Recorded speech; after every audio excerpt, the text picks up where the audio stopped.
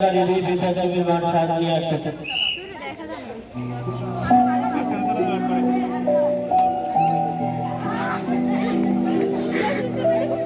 Cameraman করে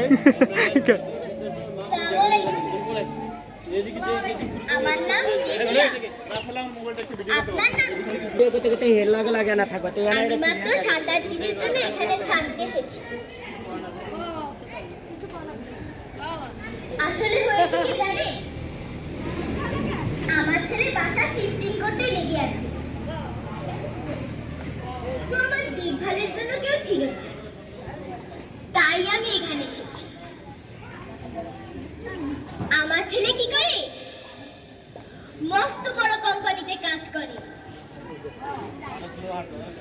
আরে আমি তো ভুলেই গেলাম, ছেলেটাকে একবার ফোন করে জিজ্ঞাসা তো করিনি ও বাসায় ঠিকভাবে পৌঁছালো কিনা।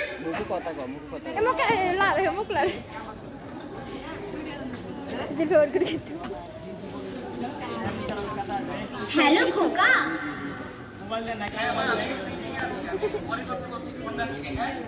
শোন শোন, তোকে শুধু এটুকুই জিজ্ঞাসা করার ছিল, তুই বাসায় ঠিক মতো পৌঁছে গেছিস তো?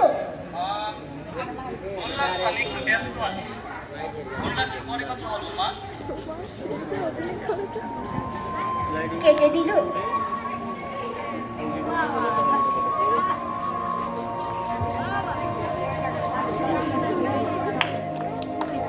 হাত তুলে দে, হাত তুলে দে, আর কেউ নাই না।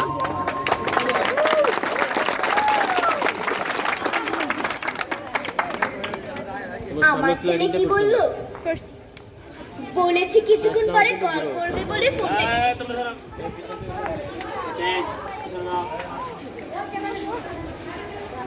এই কেমন কথা বলছেন আপনি? আমি এখানে থাকার চেষ্টা মোটেও, আমার ছেলে ওরকম অনেক ভালোবাসে। আর আমি থাকবো, আমার ছেলে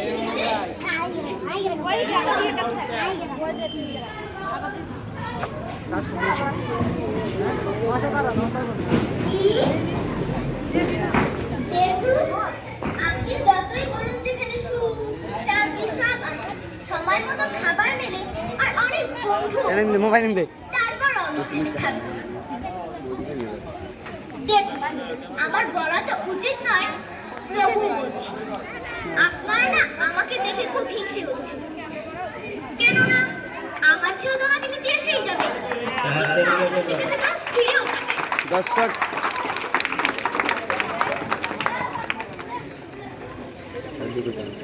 বাকি প্রতিবেদন টাকায় পছন্দ হয়ে গেছে।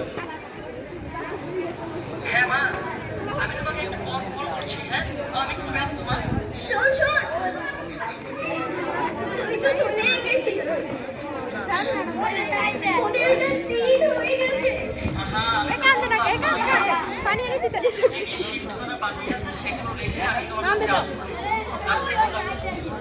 তুই তো জানিস রে খোকা, তোকে ছাড়া এখানে আমার অনেক কষ্ট হচ্ছে খোকা।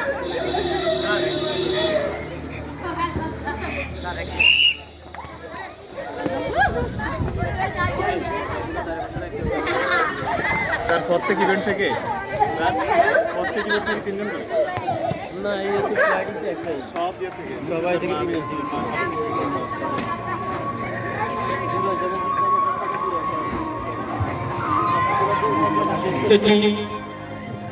আমরা মুক্তিযুদ্ধের বিদ্যার্থী মায়ের প্রতিযোগিতায় এখন শেষ হচ্ছে, সবাই তাকে